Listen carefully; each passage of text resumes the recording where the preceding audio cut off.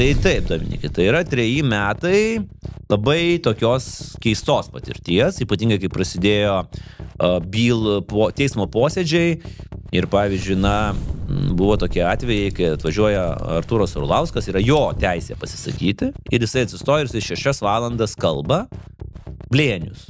6 valandas, taip. O ką galima rasti? Monologas 6 valandas? Čia yra monologas, žinok, apie viską. Jis nukrypdavo nuo bylos apie tai, kad aš esu politikas ir jisai bandė išaiškinti, kad aš esu politikas. Jisai kalbėdavo daug labai, kaip aš puolu Nausėdą ir kodėl tada niekas apie tai nekalba. Jis, ta prasme, nukrypdavo į labai labai plačias tokias ganyklas. Bet jis turi teisę daryti, ką jis nori. Teismas negali nutraukti jo, negali riboti. Mes negalime reaguoti į tai kol jis nebaigia ir tada atsiranda teisė tau klausti. Tai vat aš tas 6 valandas tiesiog sėdėjau ir žiūrėjau į jį, kaip jisai pila purvą. Konkrečiai, tokiom samčiais ant manęs. Tai aš tada pagalvojau, kad gavau labai gerą nemokamą psichologinio treningo pamokėlę. Kai tu, žinai, ant tavęs pila, tu žinai, kad jisai meluoja. Ir nieko atsakyti. Tu nieko negali atsakyti, tu negali prarasti savitvardos, ar ne, tu negali ten, kaip ten serialuose būna, žinai, aš ten jūsų garbę, aš protestuoju. Ne.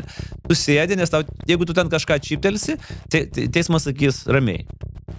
Ateis tavo eilė klaus, galėsi klaus. Tada, aišku, atėjo mūsų eilė klaus, tada jau ten Orlauskas buvo pakeitęs 17 veido spalvų, nes jis buvo labai nepatenkintas ir labai piktas. Jis visą procesą buvo piktas ir dabar jis labai piktas. Aš irgi būčiau gal piktas, kai taip nutinka.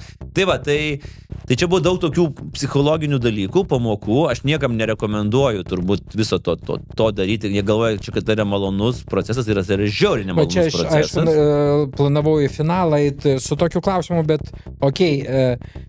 bet žmonėm, girdint tokias istorijos, po 6 valandas teismo, reiškia, svarstymai, 3 metai, 4, tai kuris iš mūsų išdrįstų tokį kelią eiti? Čia jau mes net ne apie finansus kalbam, mes kalbam apie nuotaiką, apie psichologinę būseną, apie laiką prarastą, apie daug visko. Yra labai daug. Ir dėl to teisininkai labai rimtai manęs dėl to klausia. Ir aš dar kitą dalyką pasakiau, žiūrėkit, aš ne tik tai, kad eisiu, bet aš ir visur dalyvausiu. Iš principo aš galėjau ir nedalyvauti. Atstovauja advokatas. Aš esu atstovavimas profesionalių advokatų ir manęs, kai aš privalau dalyvauti tik tai tada, kai aš kalbu ir jie turi teisę manęs klausinėti, ko jie nori ir kiek jie nori. Ir taip ir buvo. 4 advokatai mane klausinėjo visko. Nuo pokerio žaidimo subtilybė. Aš jam turėjau išaiškinti, nes visi kalba apie tą pokerį, bet niekas nesupranta, kaip jis žaidžiamas. Iki biblinių ten citatų. Jis manęs klausė, ar aš tikintis, ar aš ten Bibliją citavo. Ten daug labai tokių dalykų buvo. Bet toliau tu gali kaip ir nedalyvauti. Bet aš kažkaip galvoju, kad aš noriu vis dėlto turbūt privalau sudalyvauti, nes tai yra ta byla, kuri yra svarbi ir galbūt ir gerai, nes vėlgi, mano dalyvavimas, manau, šiek tiek dar truputėlį ir juos išmušdavo iš tos tokios komforto zonos. Tai aišku, kad tai nėra, bet, šitas kelias yra nueitas. Yra kitas dalykas, kai tu šitą kelią eini, tugi nežinai rezultatų. Ta prasme, tu gali tos 3 metus taip praleisti ir tu gali pralaimėti viską.